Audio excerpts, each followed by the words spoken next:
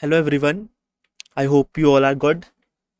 So today we are going to discuss about electrostatic potential and capacitance NCERT Exemplar 2.14 to 2.23.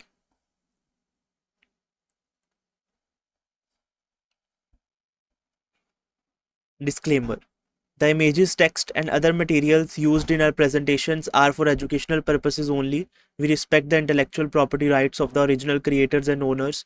If you are the owner and have any concerns or issues, please contact us at sathee@iitk.ac.in and we shall remove the content immediately. Please note that the parts of the content may have been generated using generative AI, which is experimental.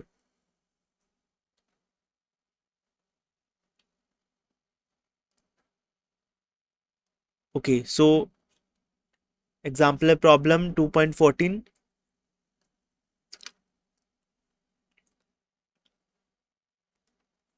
Consider two conducting spheres of radii r1 and r2, where r1 is greater than r2. So it means sphere with radius r1 is larger. If the two are at same potential, if both the spheres are at same potential, the larger sphere has more charge than the smaller sphere.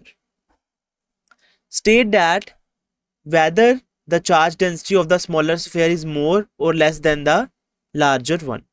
Okay, so if two are at same potential, if both the spheres are at same potential, at the larger sphere, that is of r1 radius, has more charge than the smaller sphere. State whether the charge density, that is, which charge density they are talking about here, surface charge density of smaller sphere is more or less than that of larger one. So we have to compare the surface charge density of both the spheres. So I will give you some time to think about it.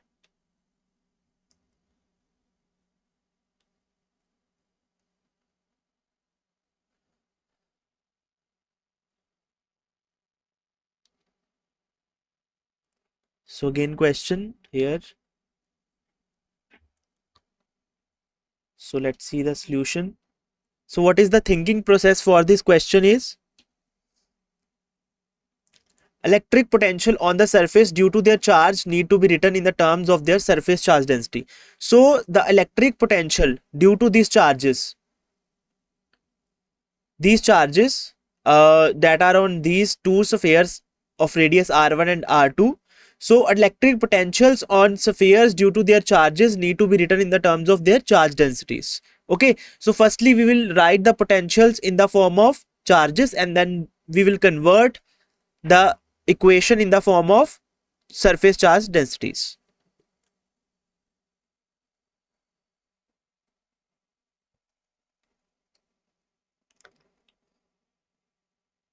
Since the two spheres are at same potential, therefore, so since they are at same potential, then kq1 upon r1 equal to kq2 upon r2. So what is q1? Charge on sphere having radius r1 and q2 is charge on sphere having radius r2.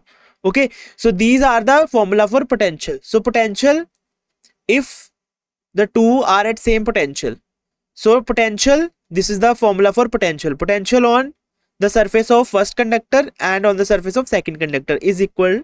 Okay, so by equating them, now we can reduce this equation or reduce this expression in the form of charge densities. So this charge is present here, we have to only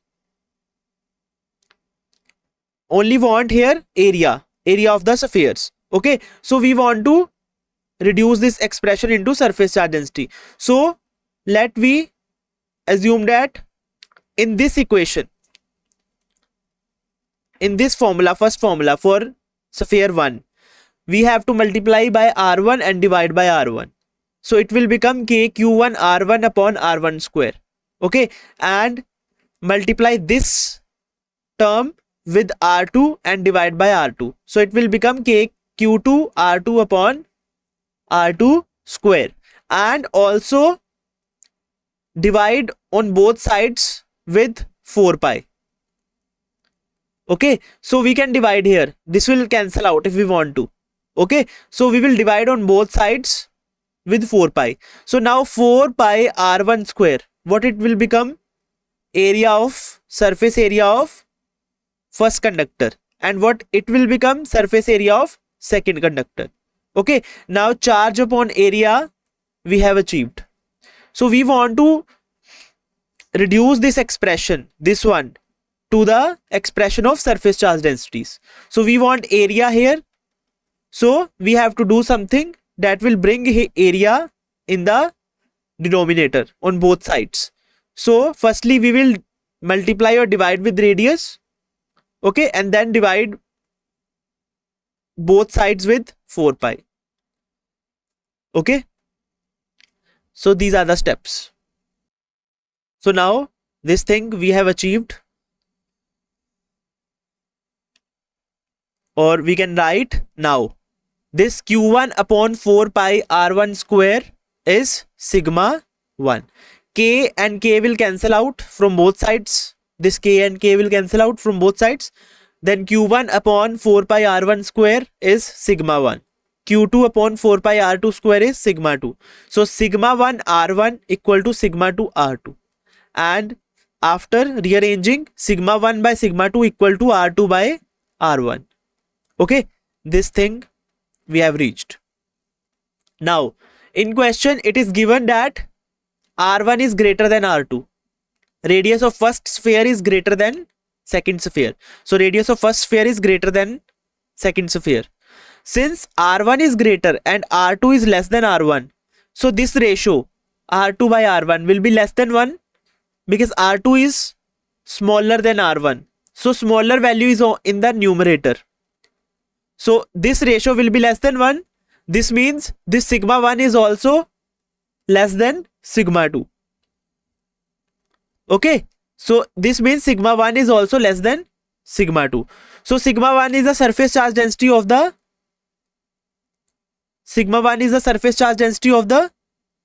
first sphere, which is larger. So surface charge density of larger sphere is less. Surface charge density of smaller sphere is large. Okay, so charge density of the smaller sphere is more than that of larger one. Okay, so this is the surface charge density of smaller sphere, which is more than that of larger one. Okay,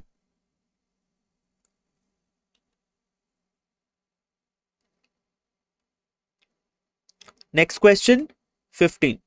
Do free electrons travel to region of higher potential to lower potential? So do free electrons travel to region of higher potential or lower potential?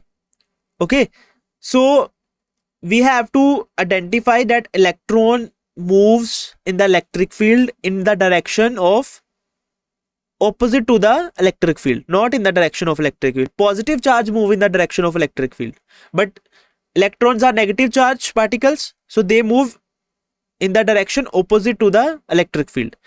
So electric field is from higher potential to lower potential. Direction of electric field is from higher potential to lower potential. Positive charge move in the direction of electric field, so it will go from higher to lower potential, but negative charge move in the reverse direction. So let's see the answer. So I will give you some time to think about it.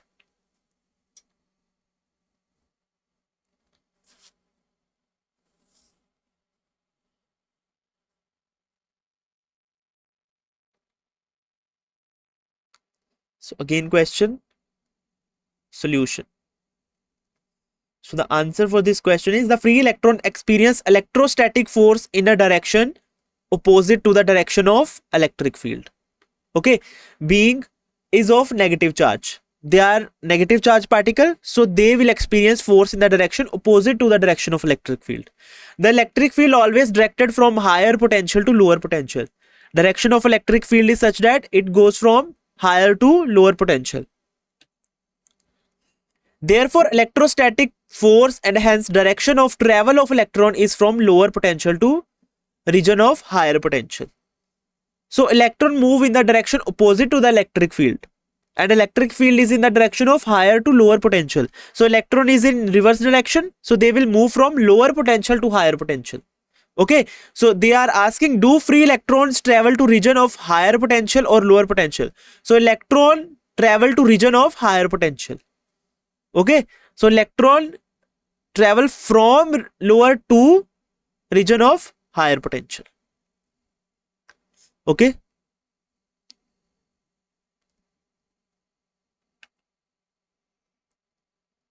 next question 16. Can there be potential difference between the two adjacent conductors carrying the same charge? Okay, so can there be potential difference if there are two adjacent conductors having same charge? Can potential difference exist between them? So let's see what is the solution. I will give you some time to think about it.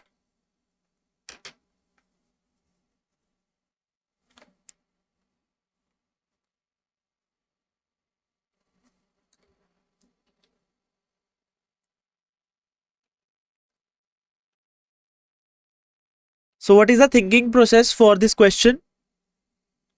The capacity of conductor depends on its geometry. We know that capacitance of a parallel plate capacitor we have seen. Also, if there is only one conductor, then capacity of this conductor to store charges depends solely upon its geometry. Okay, so what is the dimensions of the conductor? The capacity depends on that.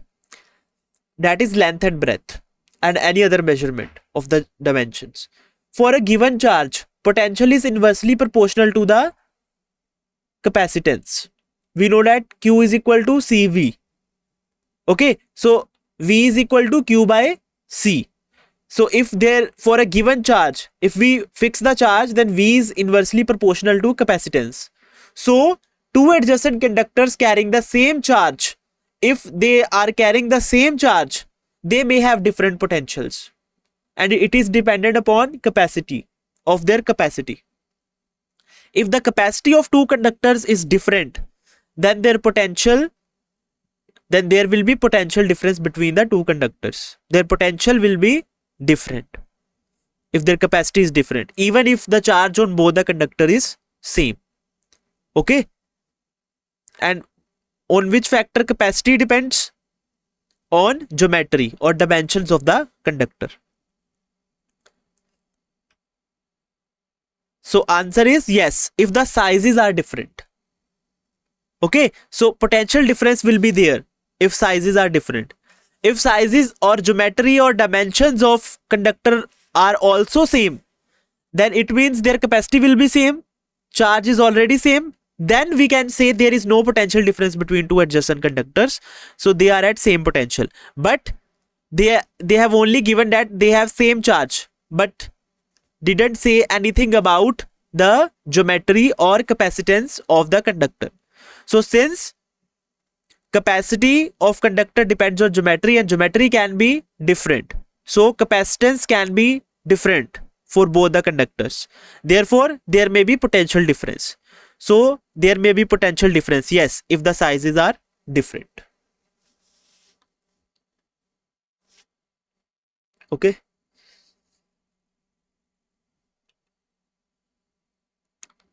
Next question, can the potential function have a maximum or minimum in free space? Okay, so the potential function that is in free space where there are no other charges, so can potential have a maximum or minimum value? Okay, so can potential have maxima and minima there? So let's think about it. I will give you some time.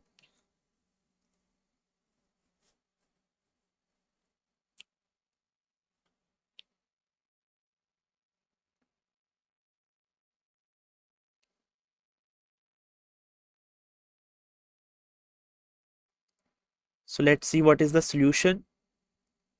So the answer is no. The absence of atmosphere around the conductor prevents the phenomenon of electric discharge or potential leakage, and hence potential function do not have a maximum or minimum in free space. So there is no, in free space there is no atmosphere, there are no any other charges present Okay, so this prevents the leakage of electric. So this prevents the leakage of electric potential. Okay, and also restricts the electric discharge. Okay, and hence potential function do not have maximum or minimum in free space. Okay, so if there is zero electric field in the atmosphere also, so it means dv by dr is equal to 0. So which means potential is not changing, potential is constant throughout. So potential is constant, so there is no maxima or minima in the space. Okay, even if potential is varying, but it is varying smoothly. Okay, so there is no sharp maxima or minima present in the free space. Okay, either potential is constant or varying smoothly. 18th question. A test charge Q is made to move in an electric field of point charge capital Q along two different closed paths. Figure 2.6. First path has section along and perpendicular to the lines of electric field. So this is the first path having is along and perpendicular to the lines. This is the electric field line, so it is perpendicular to the electric field lines. Second path is rectangular loop. This path is rectangular loop of the same area of the first loop. So they both these loops have same area enclosed in there as the first loop. How does the work done compared in two cases? So what is the work done compared in two cases? Okay, so there are two closed paths.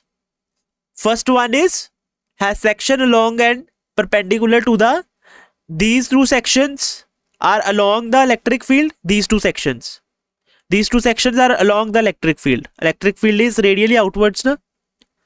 Okay, so radially outwards, and other two sections are perpendicular to electric field. They are in this direction, so this is perpendicular to electric field. Okay, and other rectangular loop of same area is present here. Okay, so both the loops are closed paths. Okay, so we have to compare the work done in two cases.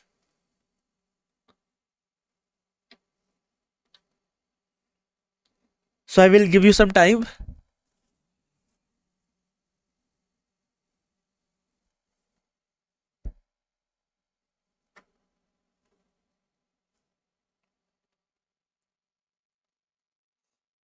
So again same question, and solution is, so answer for this question is, as electric field is conservative, work done will be 0 in both the cases. Okay, why?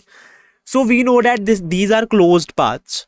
Okay, that's why I emphasized on the word closed when I recited the question. Okay, so enclosed path means if we are starting from here and after going from there and returning to the same point, since electric field is conservative, this means the work done by the charge only depends on initial and final positions. So if we are starting from here and after moving along this loop, we again come at this point. So initial and final position is same.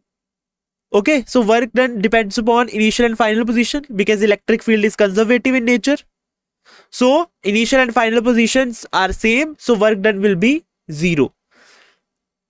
And same for this loop. If we are starting from any point, let's see from here, and after completing the loop and coming here again, so initial and final positions are same. That's why work done is 0, because electric field is conservative and work done depends upon initial and final positions. Note, conservative forces like electrostatic force or gravitational force are those forces work done by which depends only on initial and final positions of object, and object here is charge, but not the path through which it goes from initial position to final position. So it doesn't depend upon path. Okay, so we can also follow the another path, any other path, which is here, from here, from here, from here. If we are coming again at same point, work done is 0. Okay.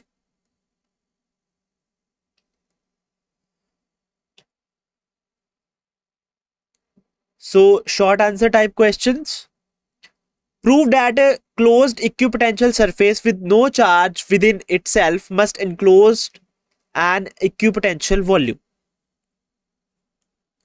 So it means that closed equipotential surface, any enclosed equipotential surface with no charge within itself, must enclose an equipotential volume. Means the bulk inside the equipotential surface will not have, should not have any charge within. So we have to prove this. Okay. So I will give you some time.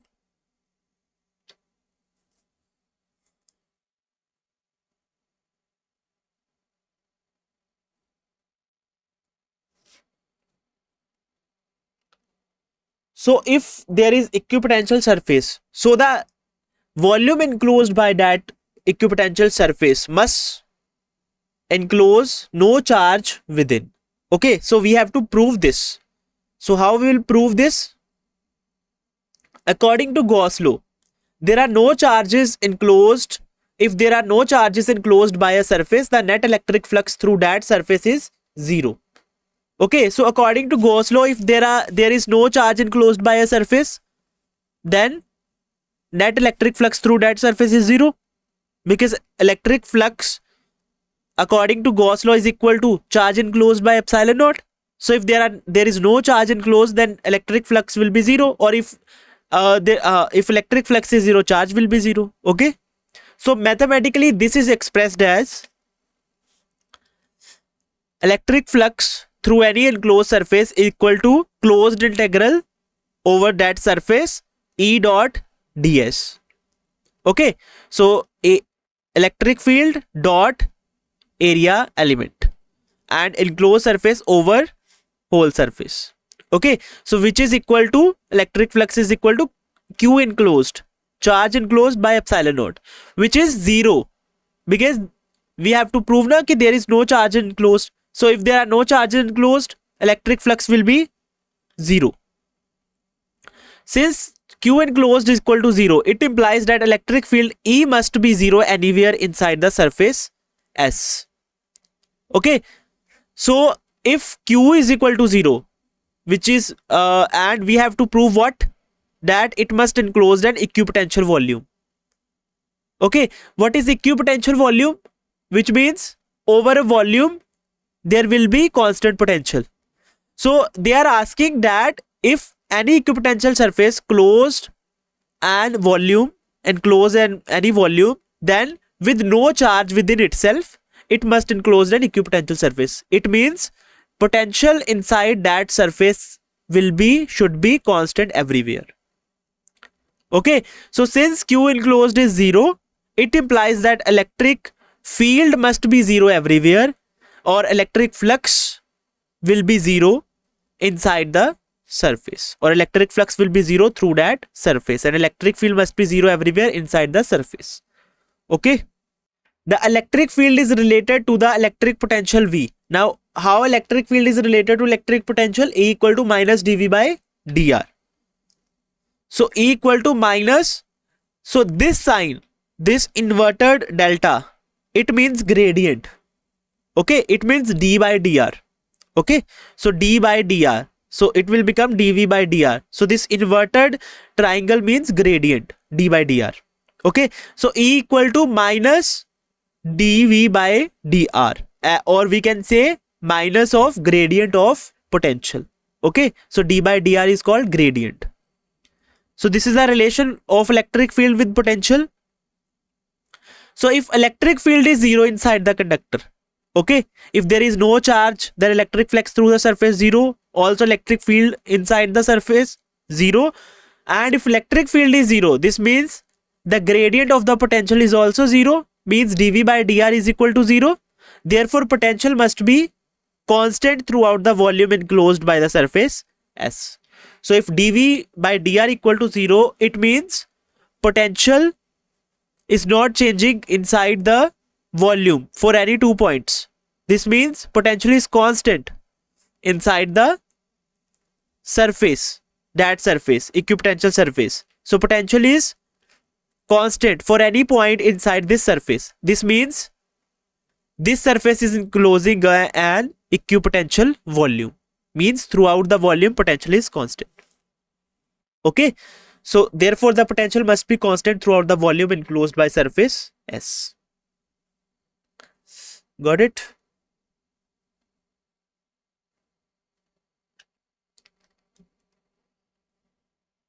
Next question. A capacitor has some dielectric between its plates and capacitor is connected to a DC source. The battery is now disconnected and then the dielectric is removed. State whether the capacitance, the energy stored in electric field, charges stored and voltage will increase, decrease or remains constant. So let me read this question parts by part. Okay, so capacitor has initially capacitor has some dielectric between its plates and the capacitor is connected to a DC source. Okay, so capacitor is connected with DC source having dielectric between its plates. This is the initial condition. Now condition changes now. Now battery is now disconnected. First thing, then dielectric is also removed. Okay, so both the things that are mentioned in first case are removed. Battery is now disconnected, also dielectric is removed. Okay, state whether the capacitance, the energy stored in it. So all things you have to mention in the answer. So whether capacitance or energy stored or electric field or charge stored and the voltage, these 5 things will increase, decrease or remains constant. So effect of these 2 things, disconnection of battery or removal of dielectric, on these 5 things will be mentioned in the answer. Okay, so let's see. So I will give you some time to think.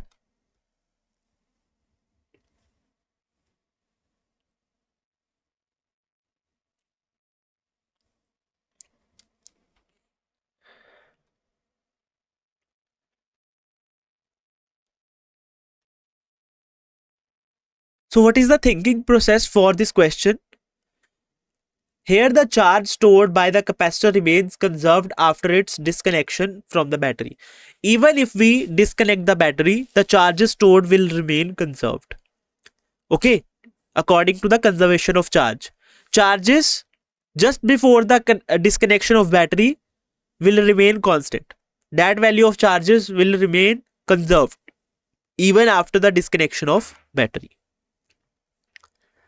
Okay, so let's see the answer. The capacitance of parallel plate capacitor filled with dielectric medium of dielectric constant K is given by. Now, initial case, when there is a dielectric between the plates of capacitor, also it is connected to DC source. So what is the capacitance now? We have to see. So capacitance is equal to K epsilon naught A by D. Okay, so capacitance with dielectric medium between its plate and also battery is connected. So capacitance will be K epsilon naught A upon D, where signs are as usual. Okay. The capacitance of the parallel plate capacitor decreases with the removal of dielectric medium as for air or vacuum K equal to 1. Okay. So now we take first case.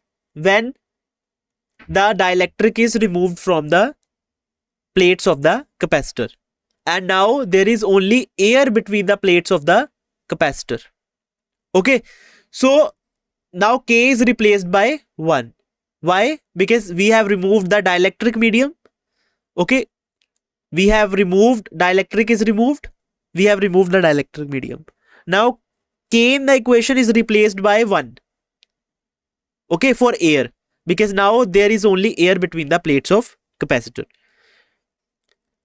Okay, after disconnection, now firstly we remove the dielectric, now we are disconnecting the battery. After disconnection of battery, charge store will remain the same, but due to conservation of charge. So due to conservation of charge, charges will remain conserved. Okay, charges will not change after the disconnection of the battery. So the energy stored in an isolated charge capacitor equal to Q square by 2C. This is the formula for energy, Q square upon 2C. Okay, so energy stored in an isolated charge capacitor, Q square by 2C, as Q is constant. Now because Q is conserved according to the conservation of charge, so energy is dependent upon what? Upon capacitance of the capacitor, and energy stored is now inversely proportional to the capacitance only, because charge is conserved. Okay, and C decreases with the removal of dielectric medium. Now C is decreasing. C decreases, why? Because we removed the dielectric medium, therefore energy stored increases. Okay, since Q is constant and V equal to Q by C, so Q is constant and potential is given by Q by C. Q is constant, conserved, so V is also inversely proportional to C. As C decreases, so in turn V increases. Okay, and therefore E also increases because E equal to V by D. Okay, so what happened? State whether capacitance is decreasing, energy stored is increasing, electric field is increasing, voltage is also increasing. Okay, so we got all the answers. So these are one of the very important questions with a competitive point of view.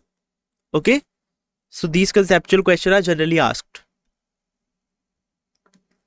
So next question, prove that if an insulated uncharged conductor is placed near a charged conductor and no other conductors are present, the uncharged body must be intermediate in potential between that of charged body and that of infinity. Okay, so what they are asking and saying, so we have to prove that if an insulated uncharged conductor is placed near a charged conductor, so there is a charged conductor which is placed anywhere in the space, okay, and another uncharged conductor is placed near that charged conductor, okay, so and no other conductors are present beside these two conductors, the uncharged body must be intermediate in potential between that of charged body and infinity. So the body, that uncharged conductor, must be intermediate in potential, means its potential will be intermediate between charged body to that of charged body and to that of infinity. Okay, at infinity we consider the potential to be 0, and there is a charged body, it will have some potential. Okay, so uncharged body should have intermediate potential. We have to prove this. Okay,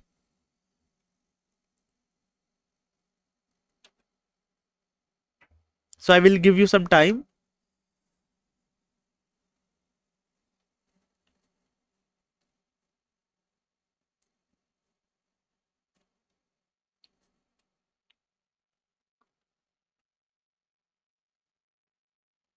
So let's see the solution. So this type of arrangement is there. One charged conductor is placed in the space. Okay, so this is infinity. Okay, so this electric field is exist up to infinity. Okay, so an uncharged conductor is placed anywhere between this conductor and infinity. Okay, so no any other charges are present. So this electric field from this charged conductor having direction in this direction. We know that electric field having direction in decreasing potential. Okay, so direction of electric field in such a way that it goes from higher potential to lower potential. So potential at the surface of this conductor. So potential at the surface of this conductor is very high. Okay, so it decreases as we go away from this conductor, At infinity it will be 0. So this conductor is placed between infinity and this charged conductor. So this uncharged conductor will be having potential intermediate between this as that of that charged conductor or infinity. Okay. If an uncharged insulated conductor is placed near a charged conductor, the uncharged conductor will get some induced charges and electric field of charged conductor. Okay, so these type of charge distribution will appear. If an uncharged insulated conductor is placed near a charged conductor, the uncharged conductor this will induce charges like this due to external electric field of this charged conductor. So negative charge particle will appear in this direction and positive charge particle will charges will appear in that surface, and electric field of charge conductor will continue till infinity as shown in the figure. So this electric field due to this charge conductor will continue till infinity, and potential near the surface of the charge conductor is very high. Okay, and potential at infinity is 0. So this charge conductor is placed anywhere between this charge conductor and infinity, so it will be at intermediate potential as that of charge and to that of infinity. Okay, so it is insulated uncharged conductor. Okay, so it is not insulator charged conductor, it is insulated. Okay, insulated means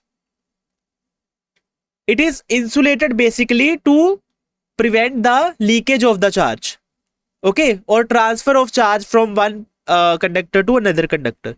Okay, that's why it is insulated. It is not insulator, it is insulated to prevent the transfer or leakage of charge from one conductor to another. The magnitude of electric field intensity is related with the electric potential as E equal to minus dV by dr. Does the electric potential difference between any two points, say A and B, in the electric field is given by? Okay, so electric field is related with potential with this relation. So between any two points in the electric field, between any two points, we take A and B, the potential difference is given by like this. This is potential difference between any two points equal to minus E dot dr from point A to B. So this term dV integration is known as potential difference, whole potential difference between two points A and B, VA minus VB, equal to minus A to B E dot dr. So this is the relation potential difference we can find between two points where E is the electric field exists there and from point A to B. Potential decreases along the direction of electric field, that we know. Okay, electric field is in the direction of decreasing potential and becomes 0 at infinity. Okay, potential becomes 0 at infinity. Hence, potential at the location of uncharged conductor will be intermediate to the potential of charged body and infinity. So, because that uncharged conductor is placed between charged conductor and infinity, so it will have potential greater than infinity. Okay, so at infinity it is 0. So it will have potential difference greater than 0. And it is placed between the charged and infinity, charged conductor and infinity. So potential on that uncharged conductor will be less than that of charged conductor. Okay, so it will be intermediate to the potential of charged body and infinity. Okay, so next question, calculate potential energy of a system of a point charge minus q placed along the axis due to charge plus q. So there is a plus q charge that is uniformly distributed along a ring of radius r. So there is a ring of radius r and this plus q is uniformly distributed over the ring of radius r, and there is minus q charge placed on the axis of that ring. Sketch PE. Sketch potential energy as a function of axial distance z. So we have to draw a graph which shows the relation of potential energy with the axial distance z from the center of the ring. So this z is the distance of this point where minus q charge is placed from the center of the ring in the axial direction along the axis of the ring. Looking at graph, can you see what would happen if minus q is displaced slightly from the center of the ring? So what would happen if minus q, small charge, is displaced slightly from the center of the ring along the axis? So I will give you some time to think about it.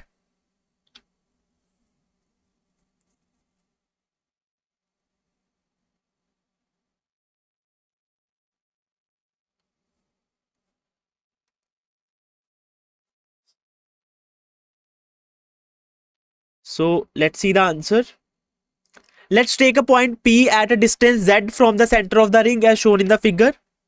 So this is the figure. This is ring and capital Q charges uniformly distributed over this ring, and this dq, small dq, this is the charge on the small element that we are taking for the deriving an expression. This small element of the ring, that dq charges of the small element of the ring that we are using to derive the relation between potential energy and the z. Z is the distance of this p point from this center of the ring. Okay, so the distance of this element from this p point will be, according to Pythagoras theorem, z square plus a square. Okay, the charge element dq is at distance z from point p, therefore v can be written as, v equal to ke integration dq by r. So this r is generalized form of, what is this k dq by r? This is the potential at point p. Okay, the charge element dq is at distance z from the point p.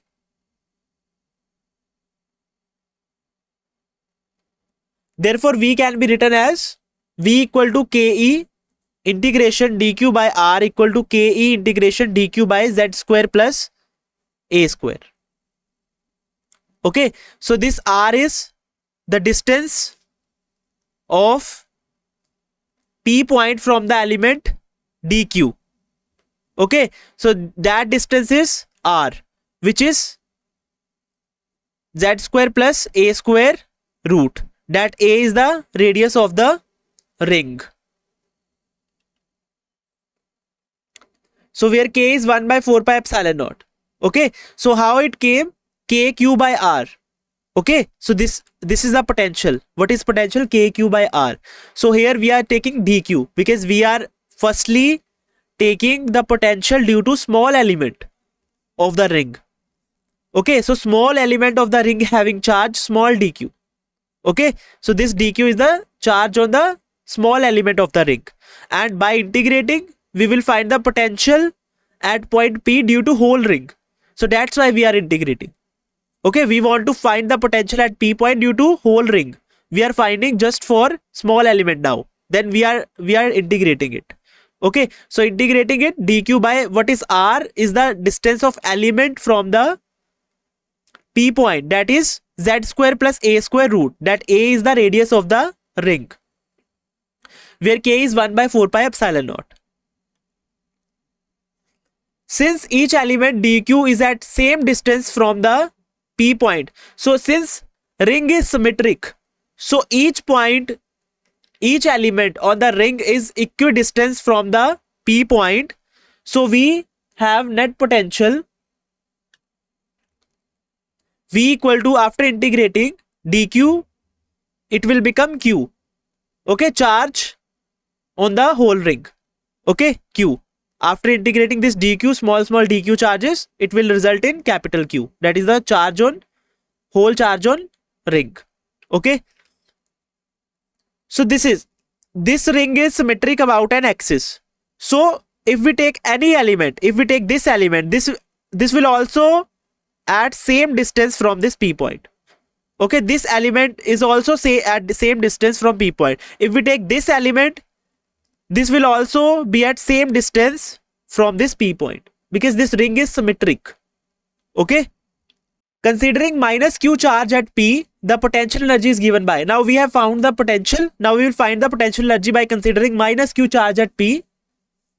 So we will simply multiply potential difference that we have calculated with the charge, that is minus Q here.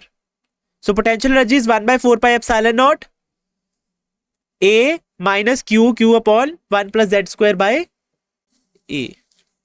Okay. So this is the equation. You can see this. You should not emphasize on this if you are not understanding it. You should emphasize on that. KEQ minus Q upon root Z square plus A square. Okay. So this is U, this is Z. Okay. So how this graph came? Now put this Z equal to 0. When Z equal to 0, this potential energy will have maximum negative value. This is a negative sign, na? So it will have maximum negative value. When this Z will have some value, then this new denominator becomes large due to the Z value. That's why potential energy will become small. As this Z increases, this potential energy will decrease. When this Z will be equal to 0, then potential energy is maximum in the negative direction. So this type of graph will be formed. Okay. So the answer for second question, what will happen if we displace the minus Q charge along the axis by a small displacement? Then what will happen? The variation of potential energy with Z is shown in the figure. I have explained this. So the minus Q charge displaced would perform oscillation. So it will perform oscillation. Why? If we displace the charge, suppose if the charge at center of the ring, okay, so from the center of ring, if we displace the charge from the center of ring along the axis, at center of the ring, charge will have minimum potential energy, the most negative potential energy, minimum potential energy. So it is in stable equilibrium. If we will displace it through a small displacement in this direction, so its potential energy increases in the positive direction. It will become less negative. So it will again try to come at the minimum potential condition. So it will go there.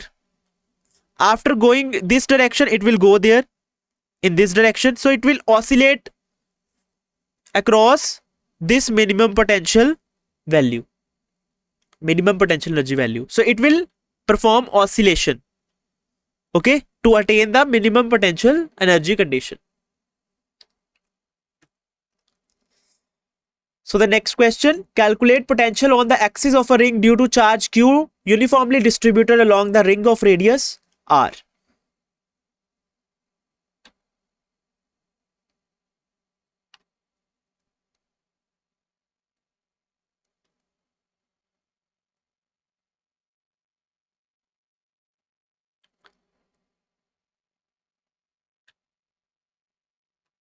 So let's see. So it is similar to the previous question. Now we have to find the potential. Okay. So similar steps will be taken. Let us take a point P at a distance x from the center of the ring as shown in figure. The charge dq is at a distance x from point P. Therefore, V can be written as. So again, similar, only Z is replaced by x. Similar steps. So V equal to Ke integration dq by R equal to Ke integration dq by x square plus a square. So Ke equal to 1 by 4 pi epsilon naught. So refer to the previous diagram. We have to find the potential now. Okay, so same steps, similar steps, only Z is replaced by x. Okay. Since each element dq is at same distance from the point P, again ring is symmetric. So that dq element will be at same distance from point P. So we have net potential, that is Ke upon root x square plus a square integration dq. So integration of dq will become capital Q. So this is the diagram, same diagram again. So this is x, this is a, so x square plus a square root. Okay. So the net electric potential will become this 1 by 4 pi epsilon naught q by x square plus a square. Okay. So potential energy we can find by multiplying the charge on this P point. If the charge is positive, then potential energy will be positive. If the charge is negative, potential energy will be negative. So the direction of graph also changes according to that. If charge is negative, potential energy graph in the negative direction. If charge is positive, potential energy graph will be in positive direction. Okay. So thank you. I hope you enjoyed the session.